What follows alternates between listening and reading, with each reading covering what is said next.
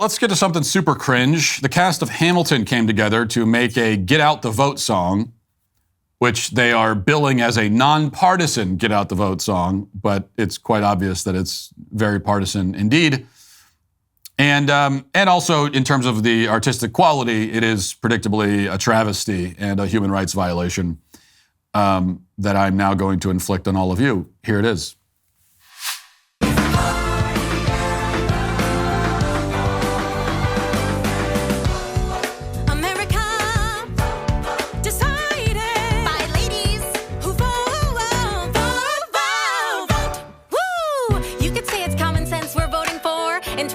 Women cast 10 million more. You say the loss is destructive, I say it's reproductive. So let my message be instructive. We've won each time our rights were gambled, and we're picking reps who will persist. And if you call me a suffragist, then check the internet, cause here I'm a suffragist. Work! Look it up, check your status at whenweallvote.org. Look it up, check your status at whenweallvote.org. Next TM or text 3 friends to check for sure they are registered.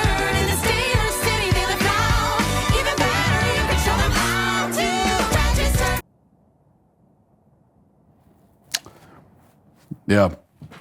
So there's that. Nonpartisan, by the way. She's talking about reproductive rights. Totally nonpartisan. They'd be happy if you voted for Trump. They have no opinion about it. As expected, that was about a 9.5 on the cringe Richter scale, the Crichter scale, as it's known to scientists. And there are a couple of points worth making. Well, I don't know if they're worth making, but I'm going to do it anyway. First of all, this is once again why I am a proponent of decreasing voter participation. This is why I think there should be millions fewer who vote. If you're the kind of voter who could be inspired by this song to vote, like if this song actually succeeds in doing what it intends to do and convincing you to vote, then you are a voter who should actually be kept as far away from the polls as possible. Because you lack the intelligence and maturity to be given any say in how the country is governed. And there are many voters who fall into that category. And that's why, as I've argued so many times, there should be a system in place to filter out the people who are not qualified to participate in our democracy. Not everybody is. A simple civics test, 5th grade level, is what I've always suggested. 10-question quiz, very, very simple. It would immediately disqualify millions of the most incompetent voters in the country, and that'd be a very good thing. Voting is not a basic human right. It is not. Our founders never saw it that way. Nobody saw it that way until very recently. Voting is a serious responsibility, and we should expect voters to live up to the most basic standards if they're going to participate in it. And when you let the dumbest, most clueless, most immature, least invested people steer the ship, well, you end up hitting one iceberg after another, until the ship can't take it anymore. And that's what will happen. That's what is happening. And so to me, it's not much different from, driving. I think most people, unless you're a purist libertarian who doesn't even believe in driver's licenses, but most people understand that, you can't just let anybody on the road. There should be some standard before you let people drive. And most people would probably agree that the standards are too low right now. And if you go out and drive on the highway for 10 minutes, you see that. You see a bunch of people who it's like, you should not be here. You're not cut out for this. So even there are basic standards for driving. Even those basic standards, still you end up with millions of morons on the road who get people killed every day. Can you imagine if there were no standards? Can you imagine if they're like, yeah, anybody, whatever, you could drive. Doesn't matter. It doesn't matter how old you are. It doesn't matter anything. don't pass a test, don't do anything, don't pass go, don't collect $200, just go straight to the highway. Can you imagine how much worse it would be if we did that?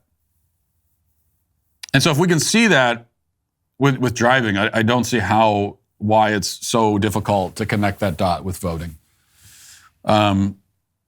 Because the voting booth very much resembles now resembles the highway, only worse, where you've just got it crammed full of people who are not fit to be there.